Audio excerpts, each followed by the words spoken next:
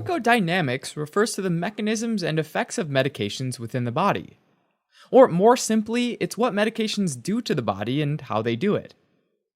Alright, so in order to have an effect, most medications have to reach their target cells and bind to a receptor. Receptors are specialized proteins both on the cell membrane and inside the cell that can bind to a ligand and get triggered to alter their shape or activity. This gives rise to a signal cascade of intracellular molecules, which are the second messengers, which ultimately results in some change in the cell's function. Intracellular receptors are typically found in the cytoplasm or nucleus of the cell, and recognize small hydrophobic ligands, or water-hating ligands. These include molecules like steroids, which are happy to diffuse across the phospholipid membrane. Once bound to their ligand, the receptor-ligand complex attaches to specific DNA sequences that activate or inhibit specific genes. On the cell membrane are cell surface receptors, which are embedded into the plasma membrane and bind to ligands too large or hydrophilic to pass through. Hydrophilic meaning water-loving. Based on their structure and properties, cell surface receptors fall into three main types. First are ligand-gated ion channels, which form channels or pores that are generally closed, but then open up once they bind a specific ligand. They allow ions like chloride, calcium, sodium, and potassium to passively flow into the cell, down their gradient, and trigger the signaling pathway. Next are the G-protein coupled receptors, also known as 7-pass transmembrane receptors, which means they're really long proteins that have one end that sits outside the cell, and then the snake-like protein dips in and out of the cell membrane 7 times, and finally ends on the inside of the cell. The ligand binds to the end sitting outside the cell, and the end of the protein that's within the cell activates guanine nucleotide binding proteins, or G proteins, which contain an alpha, beta, and gamma subunit. Normally, the alpha subunit binds to guanosine diphosphate, or a GDP molecule, and the G protein is inactive. When a ligand binds to the receptor, the G protein changes shape, causing the alpha subunit to release the GDP and allowing a guanosine triphosphate, or GTP, to bind. This causes the alpha subunit to detach and trigger other proteins in the signaling pathway. Broadly speaking, there are 3 types of G proteins: GQ, GI, and GS. Each type has its own kind of alpha subunit. The GQ protein activates the enzyme phospholipase C, which cleaves a phospholipid called phosphatidylinositol 4,5-bisphosphate into inositol triphosphate and diacylglycerol. On the other hand, protein GS and GI stimulate or inhibit, respectively, the enzyme adenylate cyclase, which takes adenosine triphosphate, or ATP, and removes 2 phosphate molecules and transforms it into cyclic adenosine monophosphate, or CAMP. Inositol triphosphate, diacylglycerol, and CAMP then go on to stimulate and inhibit different sets of enzymes and molecular pathways. Finally, there are enzyme-coupled receptors. These are usually single-pass transmembrane proteins, meaning that they only have one transmembrane segment. The extracellular end of these receptors bind to ligands, and their intracellular end has enzyme activity. The enzymatic domain is usually a protein kinase, which phosphorylates other molecules. When a ligand binds, it triggers a conformational change in the enzymatic domain to form high-affinity binding sites for the second messengers.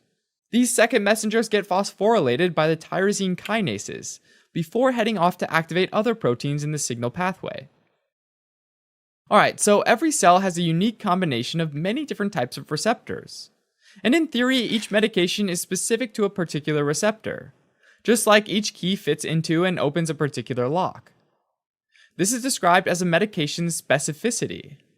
In reality, though, no drug is 100% specific, meaning it could also bind to other receptors that are similar to its intended target, which is why all medications cause side effects. Now, the way a medication and receptor interact with each other is ruled by 2 main principles. Affinity is how strongly a medication binds to its receptor. This is mainly determined by the strength of the chemical bond between the two. The higher the affinity, the higher the potency, which is the amount of medication needed to elicit an effect. So medications with high affinity can produce an effect at a lower dose. After the medication binds to its receptor, it must also be able to activate that receptor. This ability is known as intrinsic activity. Ultimately, the intensity of response to the medication depends on both the number of receptors bound to the medication as well as its intrinsic activity. The maximal effect the medication can produce is called the efficacy. Alright, now let's plot all this into a nice graph to show the relationship between the concentration of a medication in the body, which depends on the amount of medication given, also known as the dose on the x-axis, usually on a logarithmic scale, with the response produced on the y-axis. What we get is an S-shaped curve, called the dose-response curve. At first, the curve is more or less flat, and that's because the concentration is too low, so not enough receptors to bind to the medication to cause a significant response. As the concentration increases, more receptor medication complexes form, so the response to the medication climbs upward. This is described as a graded dose-response relationship. Eventually, we reach a point where all of the receptors get occupied, so the curve starts to flatten out. This is where the maximum response, or effect, abbreviated as Emax, is achieved, which is a measure of the medication's efficacy.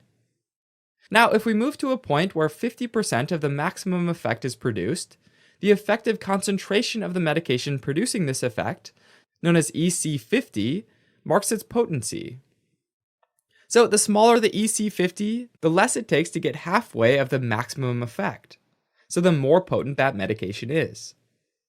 A similar concept to that is ED50, which is the effective dose of a medication that needs to be given to a certain population so that 50% or half of them see an effect. To illustrate this, let's plot the dose-response curves of two medications, medication A and medication B, on the same graph. Notice that both reach the same maximum effect on the y-axis, so the same efficacy. However, on the x-axis, the EC50 required to produce 50% of that effect is much lower for medication A than B, meaning medication A is a lot more potent than B. In other words, the closer the curve is to the left, the higher the potency is. Now let's look at two other medications, C and D. Medication C achieves a higher maximum effect on the y-axis, meaning that it's more efficacious than D. In other words, the higher the curve, the higher the efficacy.